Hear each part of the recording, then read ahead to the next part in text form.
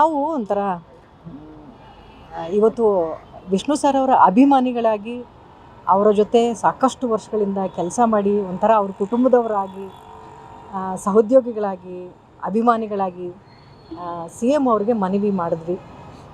ವಿಷ್ಣುವರ್ಧನ್ ಸರ್ಗೆ ಮರಣೋತ್ತರ ಕರ್ನಾಟಕ ರತ್ನ ಪ್ರಶಸ್ತಿಯನ್ನು ಕೊಡಲೇಬೇಕು ಅಂತ ನಾವು ಒತ್ತಾಯ ಮಾಡಿದ್ದಕ್ಕೆ ಅವರು ತುಂಬ ಪಾಸಿಟಿವ್ ಆಗಿ ರೆಸ್ಪಾನ್ಸ್ ಮಾಡಿದ್ರು.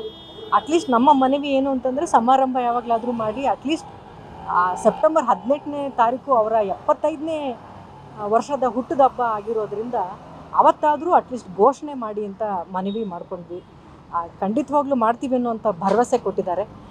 ಹಾಗೇನಾದ್ರು ಆದರೆ ಬಹುಶಃ ಎಲ್ಲ ಅಭಿಮಾನಿಗಳಲ್ಲಿ ನಾವು ಕೂಡ ಫಸ್ಟ್ ಮೊದಲಿಗರಾಗಿ ಖುಷಿ ಪಡ್ತೀವಿ. ಹಾಗೆ ಬಿ ಸರೋಜಾದೇವಿ ಅಮ್ಮನೂ ಕೂಡ ಅಷ್ಟೇ. ಮಹಿಳೆಯರಲ್ಲಿ ಅಷ್ಟು ದೊಡ್ಡ ಸಾಧನೆ ಮಾಡಿದಂಥ ನಾಯಕಿಯರು ಮತ್ತೊಬ್ಬರಿಲ್ಲ.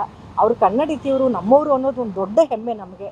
ಅವ್ರಿಗೂ ಕೂಡ ಮರಣೋತ್ತರ ಕರ್ನಾಟಕ ರತ್ನ ಪ್ರಶಸ್ತಿ ಕೊಡಿ ಅಂತ ಕೇಳ್ತಾ ಅವರ ಮಲ್ಲೇಶ್ವರಮಲ್ಲಿರುವಂಥ ಅವ್ರ ನಿವಾಸವನ್ನು ಅವ್ರ ಹೆಸರಲ್ಲಿ ರಸ್ತೆಗೆ ಅವ್ರ ಹೆಸರು ಇಡಿ ಅಂತ ಕೂಡ ಮನವಿ ಮಾಡಿದ್ವಿ. ಇವೆಲ್ಲದಕ್ಕೂ ಕೂಡ ತುಂಬ ಪಾಸಿಟಿವ್ ಆಗಿ ರೆಸ್ಪಾನ್ಸ್ ಮಾಡಿದ್ದಾರೆ. ನೋಡೋಣ ಹಾಗಾಗತ್ತೆ ಅಂತ ನಾವು ಕೂಡ ಅಂದ್ಕೊಂಡಿದ್ದೀವಿ. ಖಂಡಿತವಾಗ್ಲೂ ಆಗಲಿ ಅನ್ನೋದು ನಮ್ಮೆಲ್ಲರ ಅಭಿಮಾನಿಗಳ ಕೋರಿಕೆ ಸಿ ಎಮ್ ಮುಂದೆ. ಹಾಗೆ ಇವತ್ತು ಈ ವರ್ಷ ಎಲ್ಲರಿಗೂ ಗೊತ್ತಿರೋ ಹಾಗೆ ನಾನು ವಿಷ್ಣು ಸರ್ ಅವರ ದೊಡ್ಡ ಅಭಿಮಾನಿ. ನನಗೆ ಈ ವರ್ಷ 50ನೇ ವರ್ಷಕ್ಕೆ ನಾನು ಕಾಲಿಡ್ತೀನಿ, ಅವರು 75ನೇ ವರ್ಷ. ಹಾಗಾಗಿ ವಿಷ್ಣು ಸರ್ ಅವ್ರ ಜೊತೆಗೆ ಹುಟ್ಟುಹಬ್ಬವನ್ನು ಆಚರಿಸ್ಕೊಂಡಿರುವಂಥ ಹಲವಾರು ವರ್ಷಗಳು ನೆನಪಿದೆ ನನಗೆ.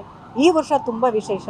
ಅವ್ರಿಗೆ ಕರ್ನಾಟಕ ರತ್ನ ಪ್ರಶಸ್ತಿ ಬಂದರೆ ಅವರ ಅಭಿಮಾನಿಗಳ ಜೊತೆ ನಾವೆಲ್ಲರೂ ಕೂಡ ತುಂಬ ಸಂತೋಷ ಪಡ್ತೀವಿ. We are waiting for that. ಪಕ್ಷಾತೀತವಾಗಿ ಚಿತ್ರರಂಗದ ಪರವಾಗಿ ಓದಿದ್ರು. ಹೌದು ಸರ್, ಕಲಾವಿದರು ನಮಗೆ ಇದರಲ್ಲೇ ಗೊತ್ತಾಗುತ್ತೆ. ನಾವು ಕಲಾವಿದರು, ಅವ್ರ ಜೊತೆಯಲ್ಲಿ ಕೆಲಸ ಮಾಡಿದವರು.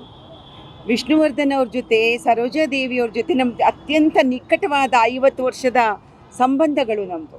ಕಲಾವಿದರಿಗೆ ಯಾವುದು ಜಾತಿ ಇಲ್ಲ, ಪಕ್ಷ ಇಲ್ಲ ಸರ್. ನಾವೆಲ್ಲ ಒಂದೇ ಕುಟುಂಬ. ನಾವೇ ಅಷ್ಟೇ.